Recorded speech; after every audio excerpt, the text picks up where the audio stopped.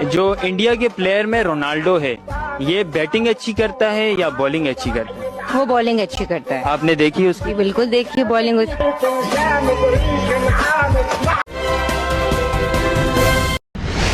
Railway की एक छुकछुकाती हुई खबर हमारे स्टूडियो के बाहर आकर खड़ी हो चुकी है। खबर है कि पटरी पर आए दिन होने वाली साजिशों को देखते हुए कुछ ट्रेनों को अब प्लेटफॉर्म जैसे अलग ट्रैक पर लाए जाने की तैयारी हो रही है।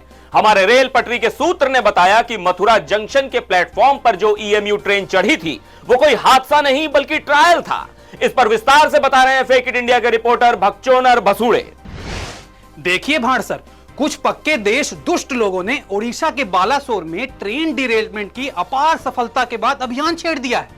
उन्हें लग रहा है कि इतने कलाकार तो वो भी हैं कि किसी भी ट्रेन को आसानी से डिरेल कर सके, इसलिए तरह तरह के नुस्खों से अपनी कला को आजमाने में जुट गए। आए दिनों रेल लाइनों पर कहीं यूं ही पत्थर रखकर तो कहीं पत्थरों के साथ लोहे के मोटे मोटे डंडे गाड़कर ट्रायल किया जा रहा है। इसलिए रेलवे ने पूरे देश में अलग से प्लेटफॉर्म जैसी पटरी बिछाने का फैसला किया है।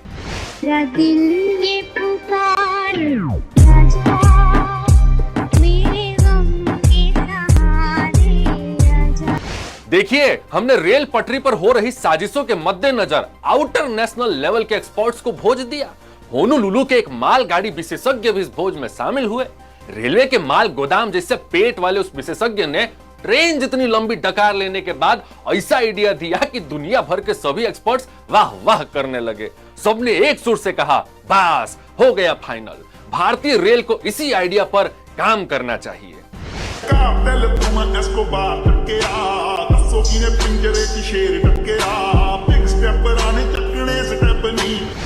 क्या वो आइडिया पटरी की जगह अब प्लेटफॉर्म पर ट्रेन चलाने का ही था? जी भांड जी, होनोलुलु के उस एक्सपर्ट ने जब से कहा कि देखिए, प्लेटफॉर्म जैसी चिकनी रेल पटरी बनेगी तो देश दुष्टों को ना वहां पत्थर मिल पाएंगे और ना लोहे के डंडे, तब आउटर नेशनल रेल एक्सपर्ट से भरा हुआ पूरा हाल तालियों से गूंज उठा। हमारे वरिष्ठ अधिकारी तो खुशी से वहीं इतना नाचे कि उनके कमर के पिछले हिस्से से ट्रेन जैसा हॉर्न बज उठा। धतपूर्वक ये सब बात बताने का होता है। खैर देखिए, हमारे जूनियर अधिकारी ने आपको पूरी बात नहीं बताई। दरअसल बात सिर्फ साजिश की नहीं, ट्रेनों की सेहत की भी है। एक आउटर नेशनल एक्सपर्ट ने हमारी ट्रेनों की बीमारी का भी सवाल उठाया। वो बहुत रिसर्च करके आए थे जी। उन्होंने हमें यह तस्वीर दिखाकर कहा कि इससे तो ट्रेनों की सेहत खराब होगी ही। उन्होंने कहा कि ट्रेनों को बीमारी से बचाने के लिहाज से होनोलुलु के एक्सपर्ट का आइडिया बेजोड़ है। फिर जिनका फोन नेटवर्क नहीं मिलता है वो भी कम से कम प्लेटफॉर्म पटरी पर चादर बिछाकर तो सो पाएंगे, यूं पत्थरों पर तो नहीं सोना पड़ेगा उन्हें। ये देखिए,